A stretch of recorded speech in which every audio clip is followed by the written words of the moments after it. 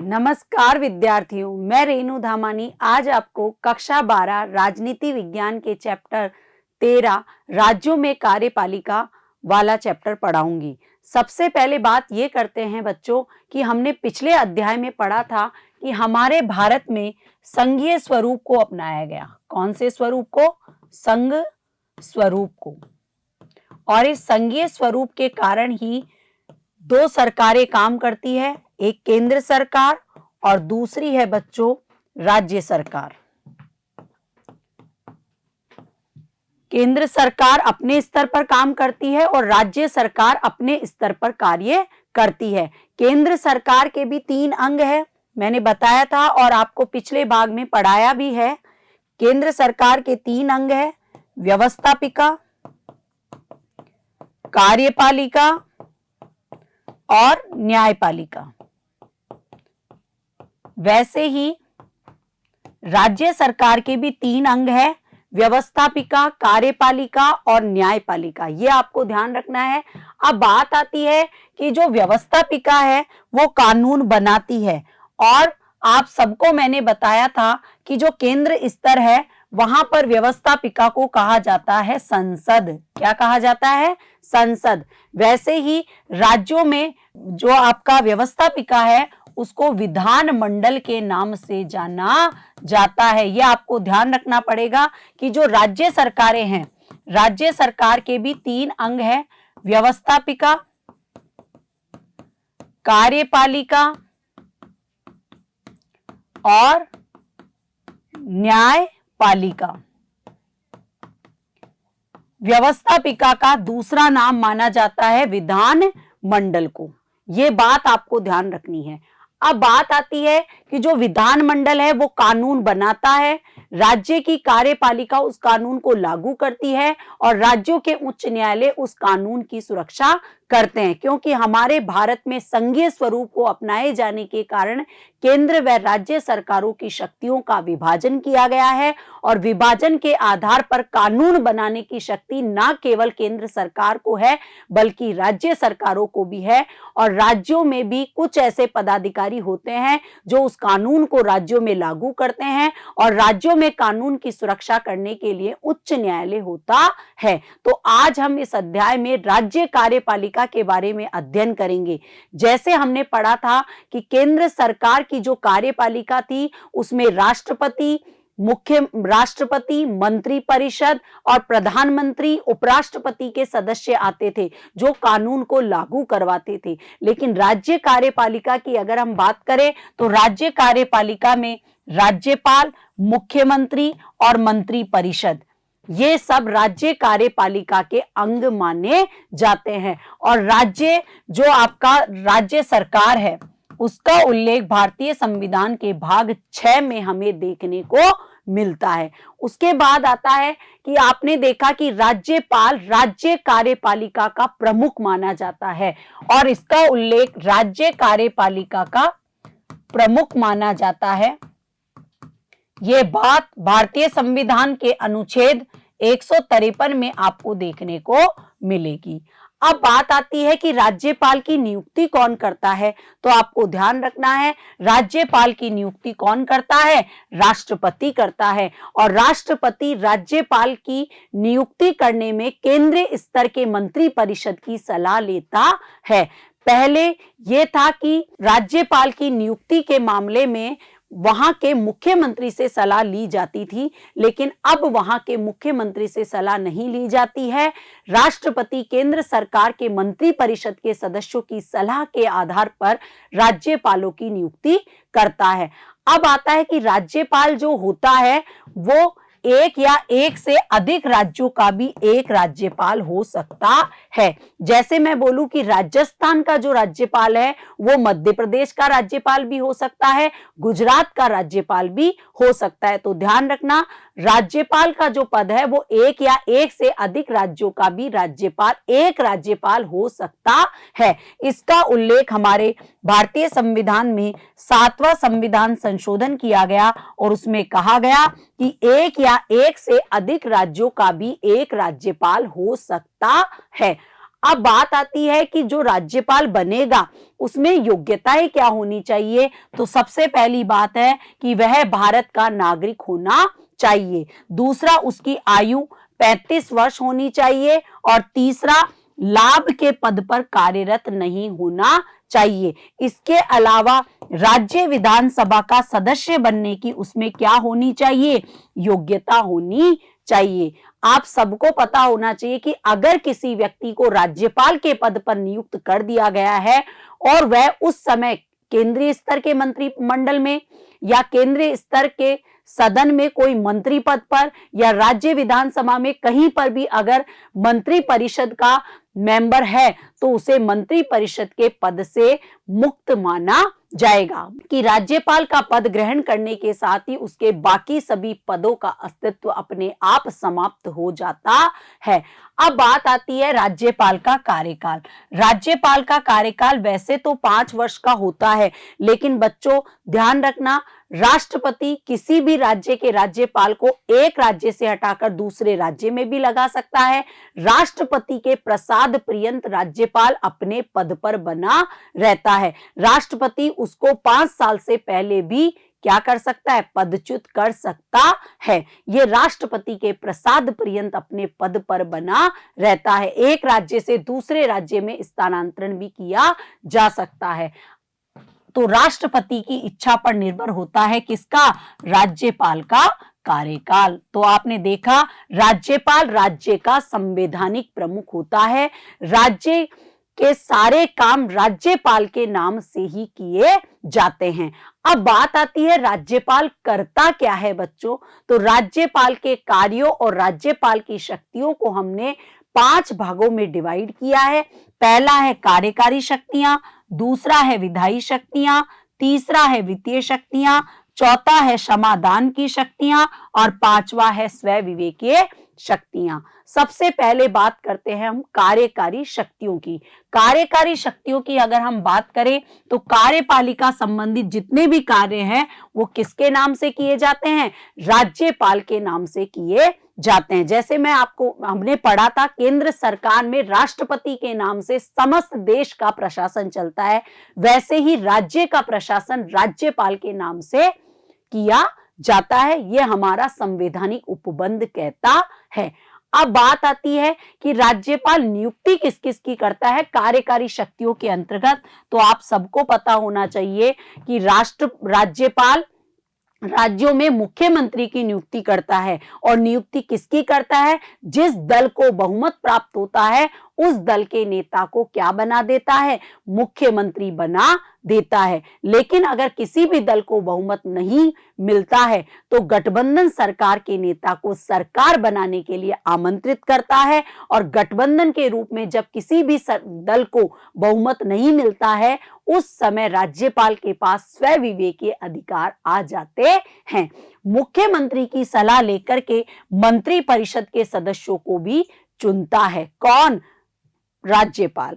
उसके बाद होता है कि राज्य में जो महान्यायवादी है उनकी नियुक्ति करने का कार्य भी राज्यपाल करता है। इसके अलावा राज्य लोक सेवा आयोग के अध्यक्ष व सदस्यों को चुनने का कार्य भी राज्यपाल करता है। इसके अलावा राज्य के अधीनस्थ न्यायाधीशों की नियुक्ति आप सबको पता होना चाहिए, कल हमने पढ़ा भी था कि हमारे न्याय प्रदान करने की जो शीर्षस्थ संस्था है वो सर्वोच्च न्यायालय है। सर्वोच्च न्यायालय है। सर्वोच्च न्यायालय के नीचे होते हैं उच्च न्यायालय और उच्च न्यायालयों के नीचे होते हैं बच्चों अधीनस्थ न्यायालय।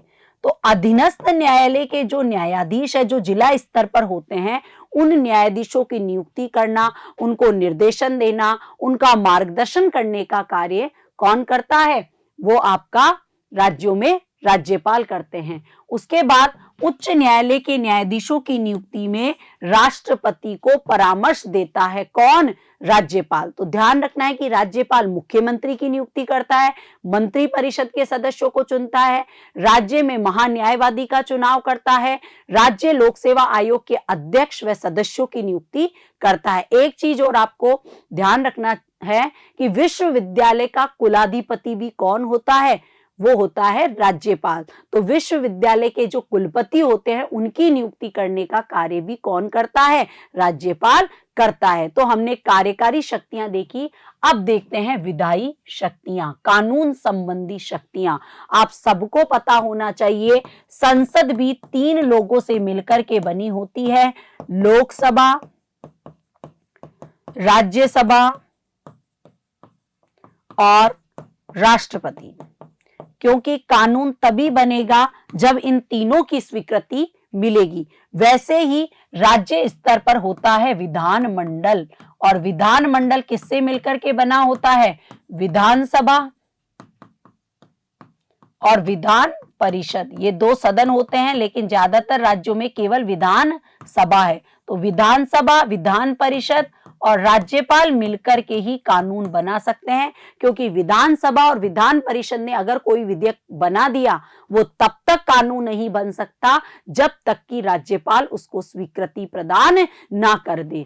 उसके बाद आता है कि विधानमंडल की बैठक को बुलाना है, उसको स्थगित करना है, और विधानसभा को भंग करने का अधिकार भी किसके पास है? राज्यपाल के पास। राज्यपाल मुख्यमंत्री की सलाह लेकर विधानसभा को भंग भी कर सकता है। उसके बाद आता है कि मान लो दोनों सदनों में गतिरोध है, तो दोनों सदनों में गतिरोध होने की स्थिति में संयुक्त बैठक को संबोधित करने का अधिकार भी कौन रखता है? राज्यपाल रखता है। इसके अलावा विधानसभा में अगर आंग्ल समुदाय के व्यक्ति को क्या नहीं मिला? प्रतिनिधित्व नहीं मिला, उस स्थिति में एक आंग्ल भारतीय सदस्य को मनोनीत करने का कार्य भी राज्यपाल करता है। उसके बाद सदन को संदेश भेजता है, सदन को संदेश भेजने का अधिकार भी राज्यपाल रखता है। इसके अलावा विधान परिषद में जो 1/6 सदस्य हैं उनकी नियुक्ति करने का अधिकार भी किसके पास है? राज्यपाल के पास है। इसके अलावा विधेयक को कानून बनाने में राज्यपाल की स्वीकृति, मैंने अभी आपको बताया था कि विधानमंडल ने कोई विधेयक पारित कर दिया, वो कानून तब तक नहीं बन सकता जब तक कि राष्ट्रपति जी उस पर हस्ताक्षर नहीं कर दे। तो ध्यान रखना, विधेयक को अगर कानून बनाना है तो उसमें राज्यपाल की स्वीकृति की आवश्यकता होती है। उसके बाद होता है विधेयक के मामले में राज्यपाल के पास 3 पावर है बच्चों। राज्यपाल, मैंने आपको बताया कि कोई भी विधेयक है उसको या तो क्या करेगा? कानून बनाने में राज्यपाल क्या कर देगा? उस पे साइन कर देगा। दूसरी कंडीशन यह है कि वो विधेयक को अपने पास रख सकता है। मतलब हमारे भारतीय संविधान में ना तो राष्ट्रपति और ना ही राज्यपाल के बारे में कहा गया है कि वो किसी विधेयक को कब तक वापस लौटाए। तो कई बार इसको जेबी वीटो पावर के नाम से भी जाना जाता है, और इस जेबी वीटो पावर के तहत राष्ट्रपति और राज्यपाल दोनों विधेयक को अपने पास रख सकते हैं। दूसरा है पुनर्विचार के लिए। मान लो दोनों सदनों ने किसी विधेयक को पारित कर दिया, तो पुनर्विचार के लिए वापस विधानमंडल में क्या भेज सकता है? उस विधेयक को वापस भेज सकता है। लेकिन कुछ संशोधनों सहित विधेयक को पुनः दोनों विधान मंडलों ने पारित कर दिया तो क्या होगा? वापस आने पर, पुनर्विचार के बाद वापस आने पर राज्यपाल को उस पर हस्ताक्षर करने ही पड़ेंगे, अपनी स्वीकृति देनी ही पड़ेगी। तो पुनर्विचार के लिए एक बार राज्यपाल उस विधेयक को विधानमंडल में भिजवा सकता है, ये उसके पास में पावर है। लेकिन अगर दोबारा आ जाता है तो उसको अपनी मौन स्वीकृति देनी ही पड़ती है। उसके बाद है कि एक चौथा काम ये कर सकता है कि कोई भी विधेयक उसको लग रहा है, यहां पर वह स्व विवेकीय शक्तियों का प्रयोग करता है कि मान लो किसी विधेयक के मामले में उसको लग रहा है कि इस विधेयक पर राष्ट्रपति के साथ विचार विमर्श किया जाना चाहिए, तो राष्ट्रपति के विचारार्थ उसे क्या कर दिया जाता है? सुरक्षित रख लिया जाता है। तो ये काम जो है कानून बनाने में राज्यपाल कर सकता है, ये राज्यपाल के पास शक्तियां है। एक काम और कर सकता है बच्चों, अध्यादेश। पहले भी हमने राष्ट्रपति में पढ़ा था कि अध्यादेश क्या हो रहा होता है। देखो, अगर विधानमंडल का अधिवेशन नहीं चल रहा हो, उस स्थिति में राज्यपाल द्वारा अध्यादेश जारी किया जाता है। अध्यादेश जारी कर दिया गया है और अगली विधानसभा की जब मीटिंग हो रही है और अगली विधानसभा ने इसकी पुष्टि नहीं की है तो अध्यादेश 6 सप्ताह के बाद अपने आप समाप्त हो जाता है। तो विधानसभा या विधानमंडल की बैठक होने के 6 सप्ताह के अंदर अंदर उसे या तो कानून का रूप दे दिया जाता है या उसकी पुष्टि नहीं की जाती तो अध्यादेश अपने आप समाप्त हो जाता है। तो अध्यादेश जारी करने का अधिकार भी किसके पास है? राज्यपाल के पास है। ये बात भी आपको ध्यान रखनी होगी। अब बात करते हैं वित्तीय शक्तियों की। देखो, राष्ट्रपति को, केंद्र सरकार की अगर हम बात करें तो राष्ट्रपति और राज्यपाल को यहां पर सेम शक्ति है। क्या कि राज्यपाल भी धन विधेयक पर पूर्वानुमति देता है और केंद्र स्तर पर जो संघ सरकार है वहां पर भी राष्ट्रपति धन विधेयक के मामले में पूर्वानुमति देता है। तो राष्ट्रपति या राज्यपाल की बिना पूर्वानुमति के धन विधेयक को विधानसभा में प्रस्तुत नहीं किया जा सकता है बच्चों। तो ध्यान रखना, धन विधेयक के मामले में पूर्वानुमति लेनी होती है राज्यपाल की, ये पावर है राज्यपाल के पास। इसके अलावा वार्षिक बजट, अनुपूरक बजट राज्यपाल के नाम से ही विधानसभा में प्रस्तुत किया जाता है। इसके अलावा आप सबको पता होना चाहिए, संसद का नियंत्रण होता है संचित निधि पर, राष्ट्रपति का नियंत्रण होता है आकस्मिक निधि पर, वैसे ही राज्यों में संचित निधि पर अधिकार होता है विधानमंडल का और आकस्मिक निधि पर अधिकार होता है राज्यपाल का। कभी भी आवश्यक कार्य होने पर आकस्मिक निधि में से पैसा निकाला जा सकता है राज्यपाल की स्वीकृति लेकर के। तो ध्यान रखना, राज्य की आकस्मिक निधि पर अधिकार किसका होता है? राज्यपाल का होता है। अब चौथी शक्ति है बच्चों क्षमादान की शक्ति। यह हमने राष्ट्रपति के मामले में भी पढ़ा था। देखो बच्चों, राष्ट्रपति को भी दंड को कम करने, उसको स्थगित करने का अधिकार है, लेकिन राज्यपाल को भी ये शक्तियां दी गई है। लेकिन दोनों में फर्क ये है कि राष्ट्रपति मृत्यु दंड को भी माफ कर सकता है, लेकिन राज्यपाल मृत्यु दंड को माफ नहीं कर सकता है। ये दोनों की शक्तियों में फर्क है बच्चों। क्या कि क्षमादान की शक्तियों में ध्यान रखना, राज्यपाल दंड को माफ कर सकता है, स्थगित कर सकता है और कम कर सकता है, लेकिन मृत्यु दंड को माफ नहीं कर सकता है। उसके बाद आता है बच्चों स्वविवेकीय शक्तियां। देखो बच्चों, स्वविवेकीय शक्तियां कब राष्ट्रपति को, स्वविवेकीय शक्तियां राज्यपाल को कब प्राप्त होती है बच्चों? तब प्राप्त होती है जब वह केंद्र सरकार के प्रतिनिधि के तौर पर कार्य करता है। और कब करता है? इसकी पहली स्थिति है बच्चों, क्या पैदा हो जाए? संवैधानिक संकट। और संवैधानिक संकट राज्यों में कब पैदा होता है? अनुच्छेद 356। अनुच्छेद 356 के तहत अगर राज्यपाल को लगे कि राज्य में संविधान के नियमों के अनुसार शासन नहीं चलाया जा रहा, तो राज्यपाल इसकी सूचना राष्ट्रपति को भेजता है कि राज्य में आपातकाल लगाया जाना चाहिए। और आपातकाल राष्ट्रपति जी के द्वारा लगाया जाता है। और जब आपातकाल लगाया जाता है उस स्थिति में विधानसभा को या तो भंग कर दिया जाता है या स्थगित कर दिया जाता है और राज्य कार्यपालिका का समस्त जिम्मेदारी केंद्र सरकार के प्रतिनिधि के तौर पर किसके पास आ जाती है?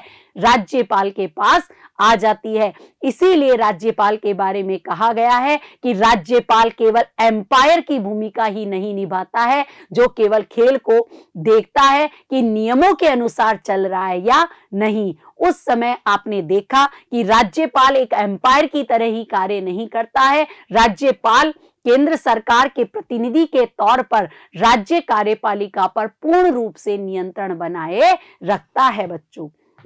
उसके बाद आता है कि राज्यों में संवैधानिक तंत्र के विफलता की सूचना राष्ट्रपति को देता है।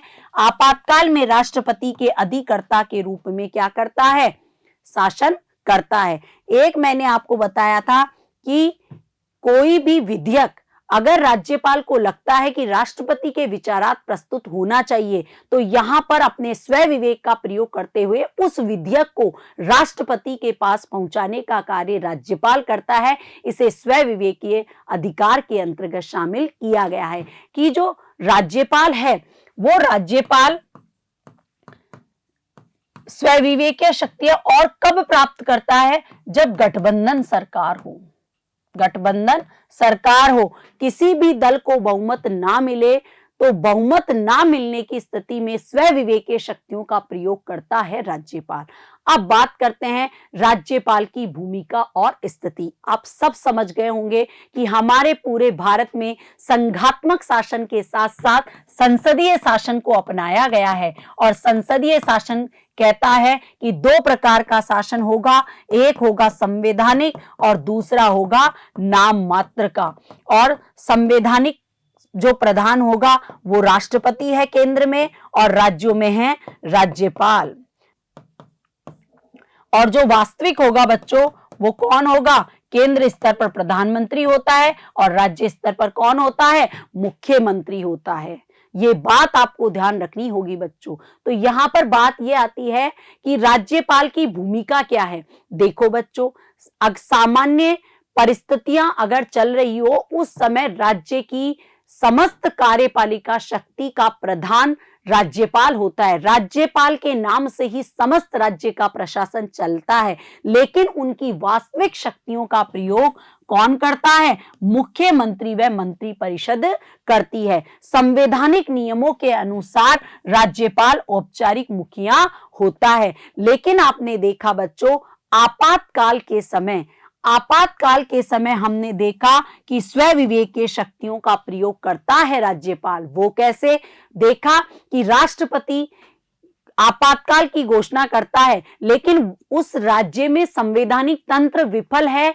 ये रिपोर्ट राज्यपाल किसको देता है? राष्ट्रपति को देता है। तो इस स्थिति में राज्यपाल के पास स्वविवेकीय शक्ति आ जाती है। उस समय राज्यपाल की भूमिका बढ़ जाती है और उस राज्य में जब आपातकाल लग चुका होता है तो केंद्र सरकार के प्रतिनिधि के रूप में वो कार्य करता है। और केंद्र सरकार के प्रतिनिधि के तौर पर जब वो कार्य करता है बच्चों, तो उस स्थिति में वहां की राजनीति बदल जाती है। मंत्रिपरिषद या वहां की विधानमंडल और राज्यपाल के बीच में जो संबंध है वो बिगड़ जाते हैं। और इसी भूमिका के कारण जो है राज्य सरकार और केंद्र सरकारों के बीच में मतभेद भी पैदा हुए हैं। तो राज्यपाल की भूमिका को लेकर के सरकारिया आयोग का भी गठन किया गया, लेकिन सरकारिया आयोग की जो रिपोर्टें हैं वो केवल कागज बनकर के रह गई है। राज्यपाल की भूमिका आज भी विवादास्पद बनी हुई है। अब बात करते हैं बच्चों मुख्यमंत्री की।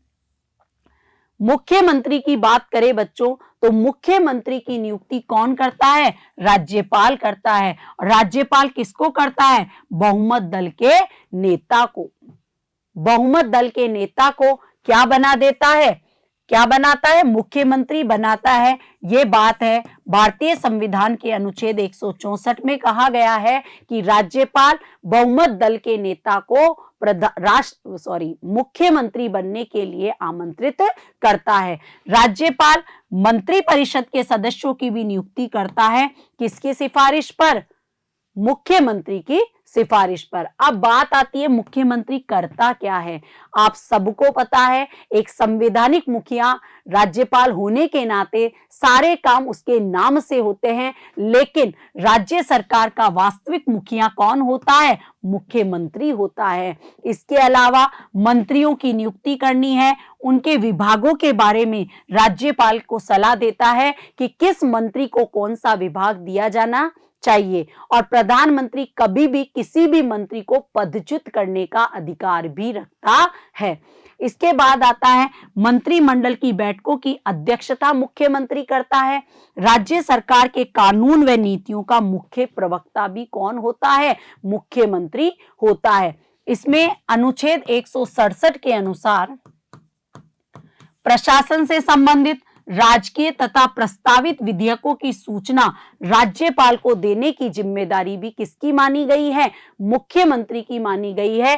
और यहां पर अनुच्छेद 167 में मुख्यमंत्री का मेन कर्तव्य माना गया है कि प्रशासन से संबंधित जानकारी, विधेयकों से संबंधित जानकारी राज्यपाल को प्रदान करे। उसके बाद आता है राज्यपाल व मंत्रिपरिषद के बीच में कड़ी का कार्य कौन करता है?